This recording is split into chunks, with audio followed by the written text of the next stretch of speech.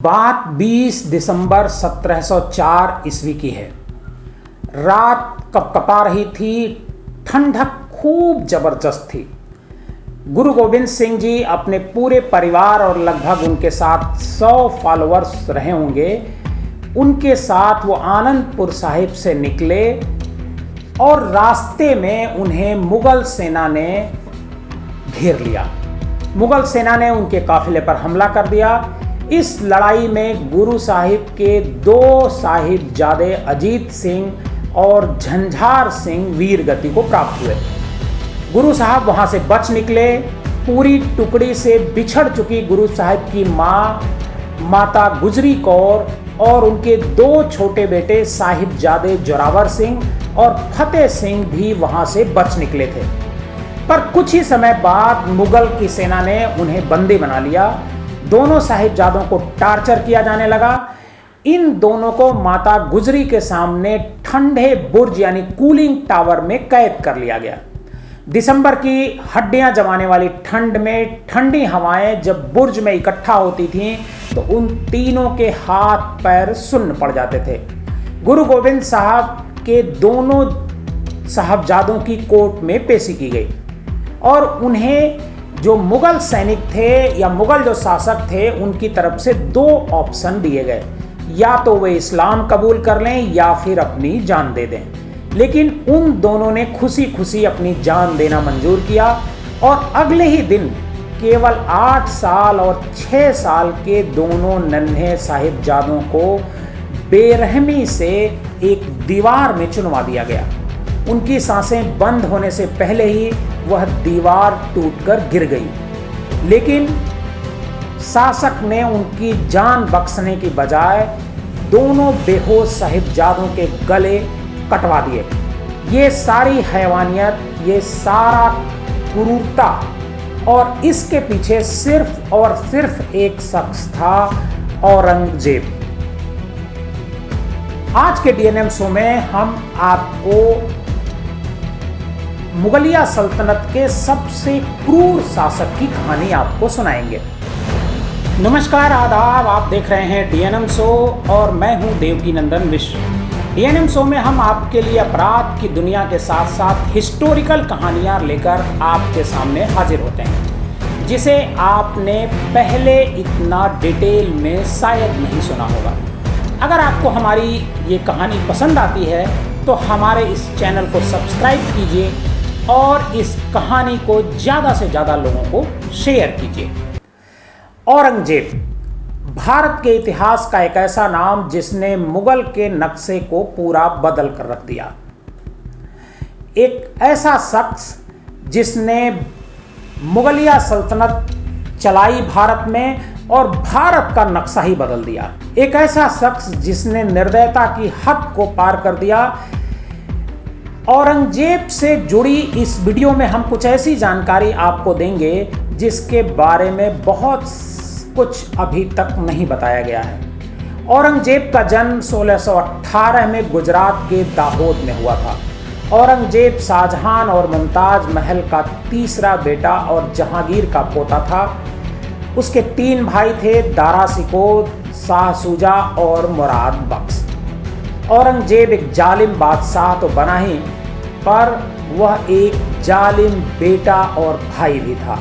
शाहजहां अपने बड़े बेटे दारा शिकोह को हमेशा से ऊपर रखते थे और बेटों से, जो औरंगजेब को बिल्कुल पसंद नहीं था। औरंगजेब दारा शिकोह को भी पसंद नहीं करता था। बात 1657 की है, जब शाहजहां की तबीयत अचानक खराब होने लगी और उन्हें लगा कि उनकी मौत अब करीब है, तो शाहजहां ने अपनी गद्दी पर अपने सबसे पसंदीदा बेटे दारा शिकोह को बैठाने का फैसला लिया। पर यह फैसला बाकी भाई जो औरंगजेब के थे, शाह शुजा और मुराद बख्श, इनको मंजूर नहीं था। राज्य को हड़पने के लिए औरंगजेब ने अपने ही दोनों भाइयों के खिलाफ चाल चली। पहले उसने मुराद के साथ मिलकर दारा शिकोह को सामूगढ़ की लड़ाई में हरा दिया। किसी तरह दारा शिकोह वहां से भाग गया। कई लड़ाइयों के बाद दारा के एक जनरल ने उसे धोखा दिया और उसे बंदी बना लिया गया और बंदी बना करके औरंगजेब के हवाले कर दिया गया। औरंगजेब ने सुलेमान और उसके बेटे दोनों को जेल में डाल दिया। दारा शिकोह को हराने के बाद औरंगजेब ने मुराद को भी ग्वालियर के फोर्ट में कैद कर लिया। शाह सूजा भी बर्मा में मारा गया। अब औरंगजेब के लिए गद्दी पर बैठने का रास्ता साफ हो चुका था और उसने अपने पिता शाहजहां को भी आगरा फोर्ट में कैद कर दिया और खुद को मुगलिया सल्तनत का बादशाह घोषित कर दिया। सत्ता में आने के 1 साल के अंदर ही उसने अपने एक भाई को बेरहम मौत दे दी। फटे पुराने कपड़े पहनाकर दारा शिकोह को एक हाथी से बांधकर घसीटते हुए पूरी दिल्ली में घुमाया गया।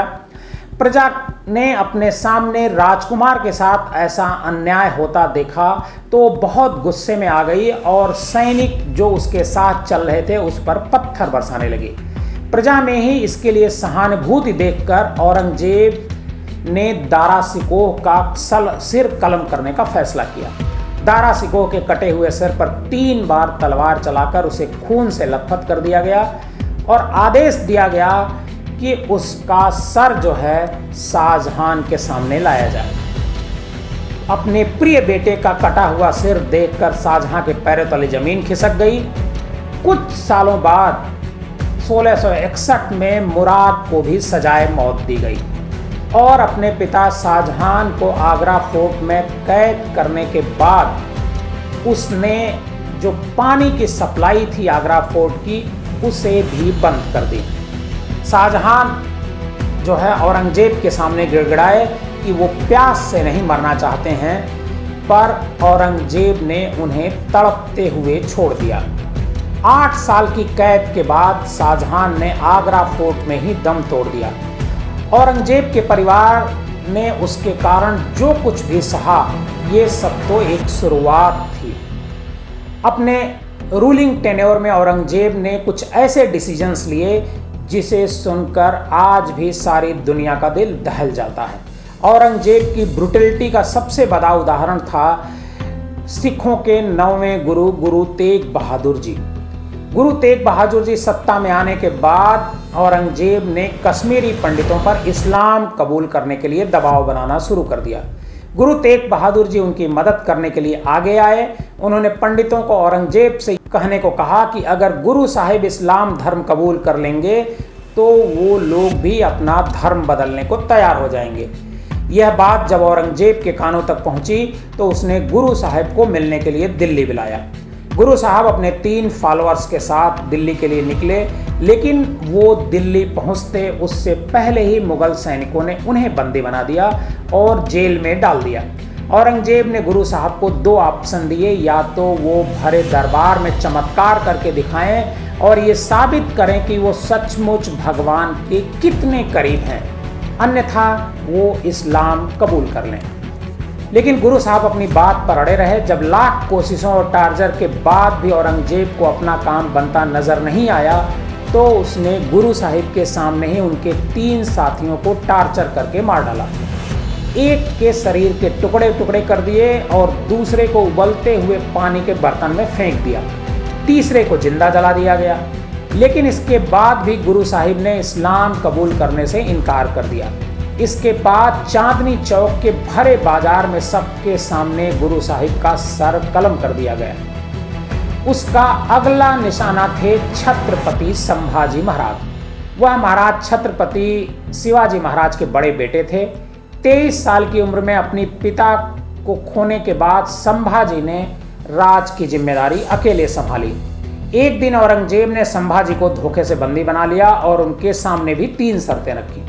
पहली यह कि वह अपने को बादशाह के मराठा एम्पायर को सारा खजाना दे दें और तीसरी संभाजी महाराज इस्लाम धर्म कबूल कर लें। लेकिन वीर संभाजी महाराज ने इन तीनों शर्तों पर इनकार कर दिया, मानने से इनकार कर दिया।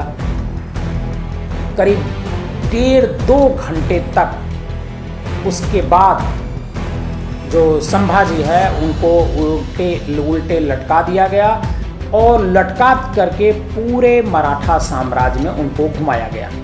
रास्ते में उन पर पत्थर फेंके गए और रास्ते में उन पर कई जगह यूरिन भी फेंके गए। औरंगजेब का जब मन नहीं भरा तो उसने उन्हें जेल में डाल दिया। संभाजी महाराज करीब 40 दिनों तक औरंगजेब की कैद में रहे। 40 दिनों तक हर दिन उन्हें भयानक तरीकों से टार्चर किया गया।